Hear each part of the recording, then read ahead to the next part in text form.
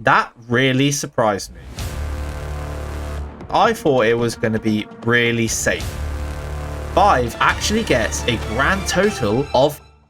Hello everybody, welcome back to another video. Today we have safety check once again, and because we did Kino last time, that means we are none other than the presidential boys' hometown, the Pentagon, also known as 5. In my opinion, this has got to be one of the safest maps going, and I'll be surprised if it's not. But that's why we're doing this series. So let's have a look and let's actually see how safe this map is. So I'm having a look around this first room. There's not much up in this first part, let's be honest. I mean, the main room itself is pretty tidy, pretty office based, nothing really going on in this room. Now we can have a little look. It's a bit messy. You can see there's a few things you could trip over there, a few blood spots. That could definitely be concerning for certain, but apart from a few blood splats here and there and a few things on the floor, I don't think it's quite enough to justify giving it any hazards yet, only because we still have downstairs to have a look at. But before we do that, I will also say there's a lot of cigarettes just burning away around the map, especially in the offices, like here and here, more here, big cigar. I mean, they're all over the place. You can see the smoke from that one, and there's another one there, and these have all been left unattended, which is concerning in my opinion. That could potentially be a hazard. I don't know what we would be classing it as, but it could. And if I'm honest, I think I'm going to make a whole new category for this, because whilst it could cause a fire, it's not actually causing a fire as of yet.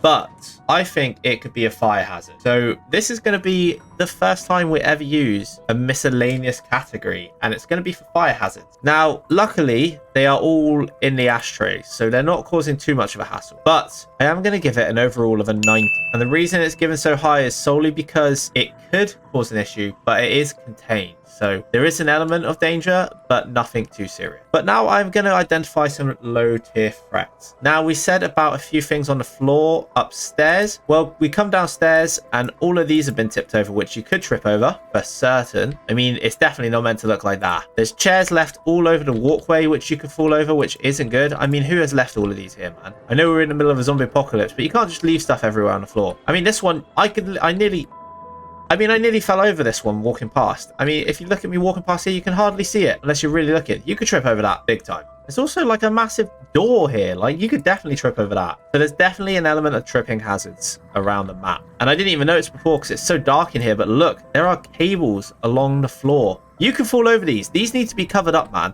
That is risky. So I think tripping hazards is definitely going to have to go in there. And I think it's going to get an overall of an 80. Now, when we were on the top floor, there was one other low tier threat that I mentioned, and that has to do with the hygiene of this place. We saw blood splatters on the top floor, and that hasn't changed here because we've got more blood all over the stairs and the walls. I mean, there's a dead body there, and that's not a zombie. That's never good. And if we come downstairs, I mean, I don't have to say much. Look at this. Blood everywhere. I'm also going to have to count shrapnel. I'm sorry, because look at that. That is sharp as hell, and that will hurt you. I didn't even notice that before. Again, blood all over the place. There is plenty of blood for there, and dead bodies. I mean, come on, man. This isn't good. This is really bad. Really, really bad. So hygiene is definitely going to have to get the lowest ranking it can, for certain. And that's without even seeing this. I mean, this dude has been cut open and then just left on the table. There are flies everywhere. There are dead bodies piling up all over the place in here. All over the place here. Just left here to rot, man. And the same with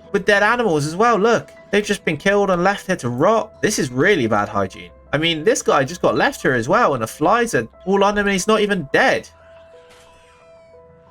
Okay, he's dead. So hygiene, in my opinion, is actually really bad in this place. So bad that I don't know if I can give it a 70. I think it deserves lower than a 70 if you're asking me. Because on the surface, it looks nice and clean. But down here, it is not. You know what? I'm going to break a little rule here. I'm going to give hygiene a 50, even though it's a low-grade risk. And speaking of low-grade risks, which we just saw, there's a lot of glass on the floor. I mean, it's everywhere. It's over here as well. And like I just mentioned a minute ago, this is really sharp. That could really hurt somebody. There is glass everywhere, guys. This isn't good. This is real bad for shrapnel. So I think it's going to get a 70 as well. Okay, I think that is it for low tier risks. We're now going to go on to medium tier risks. Now, I don't think there's a risk of falling. Definitely not a risk of high-grade burns, suffocation, vehicles, or building stability. I mean, this building's pretty solid.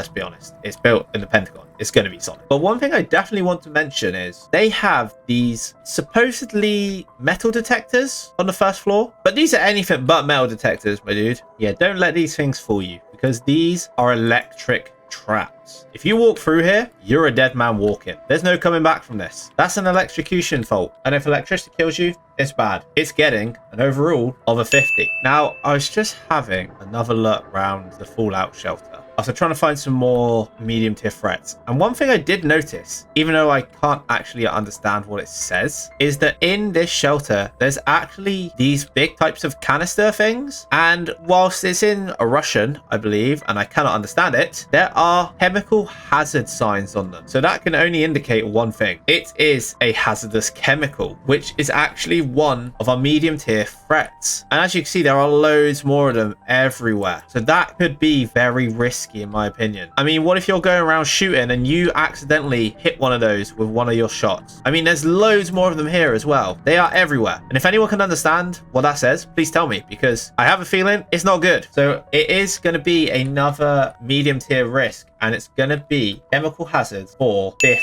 But apart from that, I don't think there are any actual high tier threats in this area. Yes, you got the chemical hazards, which I guess you could classify as high tier realistically, but we have put them in a medium tier because it can vary so much. So this might actually be a first on safety check where we don't have any high tier risks. And I want to make a new rule for this series starting from now, because this is the first time we've ever had this. But I think if you do not have a high tier risk on the map, then I think it is worth giving the map a +5 solely for not having anything that can basically kill you straight away. I'm going to implement this for this map. Let me know if you think I should or shouldn't do it. But I think from now on, going forwards, every time a map doesn't have a high tier risk, I'm going to give it a +5 as a reward. And speaking of rewards, we now have to talk about any safety features that are on these maps. And the first one I spotted straight away was safety sign. On the electric trap, there is a warning sign, which is good. And I know we spoke about these chemical hazards containers, but they have warning signs on them. And if you go into the room that has them all, they have the chemical warning signs. So that is a good example of how safety signs can be effective, in my opinion. So for that reason, we are going to put down safety signs as a safety element of 5. So it is going to get a +5 for its safety signs. Top of this, if we come into this room here, there could, I guess, be an element of falling if these safety railings weren't in place. So I believe, once again, this map should get a +5 for safety railing, because you cannot fall off this no matter what. So that's a good sign. But yes, ladies and gentlemen, overall, this map has been pretty impressive, yet has surprised me at the same time, because I thought it was going to be really safe. But in reality, there were some issues with this map still that could cause it to get a low ranking. But just so we are clear,